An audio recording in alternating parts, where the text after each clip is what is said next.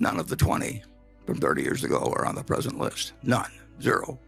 In this video, Warren Buffett will talk about a few reasons why the future position and value of companies is never a sure thing, and your perception of the winning stocks may actually never materialize in the future. We hope this information inspires you to get started on your dream, so please watch until the end. And if you're new here, consider subscribing so that you won't miss other educated videos like this. Let's get started.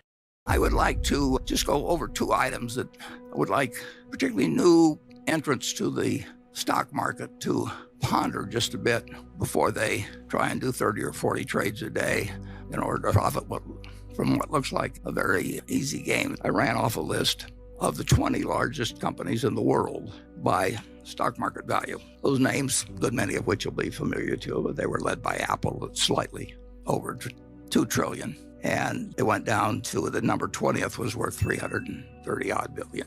What I would like you to do is look at that list. It starts off with Apple. Saudi Aramco is a pretty kind of a specialized company. I don't know whether it's 95% owned by the government or what, but it's essentially a country that's for sale there in terms of that business. But the top 6 companies, 5 of them are American. So when you hear people say that America is not working very well or something of the sort, in the whole world, of the 6 top companies in value, 5 of them are in the United States. And if you think about it, we talked a little about this last year, but in 1790, we had 1/2% of the world's population. And a little less, we had 4 million people, 3.9 million people. 600,000 of them were slaves. Ireland had more people than the United States had. Russia had 5 times as many people as the US did. Ukraine had twice as many people as the United States. So here we were, but what did we have? We had a map for the future, an aspirational map, that somehow, now only 232 years later, leaves us with 5 of the top 6 companies in the world. It's not an accident. And it's not because we were way smarter, way stronger, anything of the sort. We had good soil, decent climate.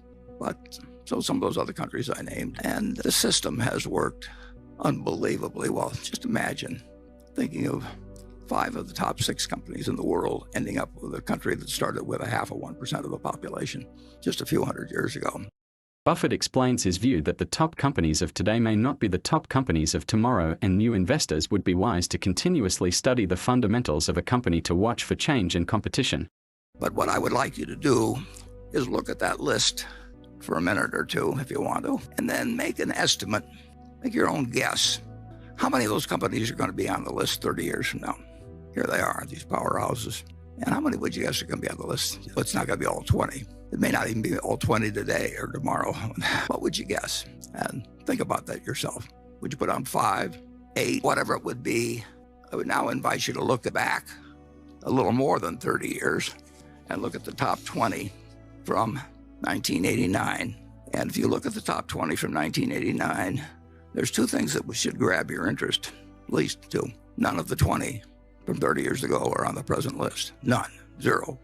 There were then 6 U.S. companies on the list, and their names are familiar to you. We have General Electric, we have Exxon, we have IBM Corp. I mean, they're still around.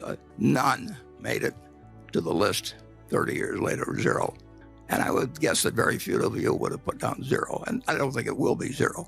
But it is a reminder of what extraordinary things can happen, things that seem obvious to you. Japan had this wonderful bull market for a very long time, so you had a number of Japanese companies on the list. Today, there are none. And the United States had the 6, now we have 13, but they aren't the same 6. I would invite you to think about one other thing as you look at this list. 1989 was not the dark ages. We weren't just discovering capitalism or anything else. People thought they knew a lot about the stock market and the efficient market theory was in, and it was not a backward time. And if you look, the top company at that time had a market value of 100 billion, 104 billion. So the largest company in the world, Tidal, in just a shade over 30 years, has gone from 100 billion to 2 trillion. At the bottom, the number 20 has gone from 34 billion to something a little over 10 times that. That tells you something about what's happened with equality, which is a hot subject in this country. It tells you a little bit about inflation, but this was not a highly inflationary period as a whole. But it tells you that capitalism has worked incredibly well, especially for the capitalists. And it's a pretty astounding number. You think it could be repeated now, that 30 years from now, that you could take $2 trillion for Apple and multiply any company and come up with 30 times that for the leader? It seems impossible, and maybe it is impossible. But we were just as sure of ourselves as investors and Wall Street was in 1989 as we are today. But the world can change in very dramatic ways. Buffett explains why it's imperative to not be too sure of yourself when dealing in financial markets, and the reason why it's better to be on the stock market ship than trying to pick the winners. And I'll just give you one other example you might ponder. This is when you start feeling too sure of yourself. One thing it shows, incidentally, is that it's a great argument for index funds, is that the main thing to do was to be aboard the ship, a ship. They were all going to a better promised land. You just didn't know which one was the one they'd necessarily get on. But you couldn't help but do well if you just had a diversified group of U.S. equities. That would be my preference, but to hold over a 30-year period. But if you thought you knew a lot about which ones to pick, or the person that you had hiring, you were paying a lot of money to, had all these ideas, and they could tell you their best ideas in 1989 did not necessarily do that well, although overall equities were absolutely the place to be. Secondly, people get enormously attracted to various industries. They think if a company says it's in the XYZ industry and that's a popular one, you can sell SPACs. People disregard sales numbers, earnings numbers. It's the place to be. So Berkshire Hathaway, where was the place to be in 1903? Buffett gives an example of how the auto industry, although it looked promising back in the day, turned out to be an industry that was highly unpredictable 50 years into the future. When my dad was born in 1903, but that wasn't really that big of news. And it wasn't big news that actually Henry Ford was starting the Ford Motor Company. It failed a couple of times before, but he was about to change the world. The auto, when you think about everything, we've got a great auto insurance company. If there weren't any autos, we wouldn't have Geico. But it transformed the country.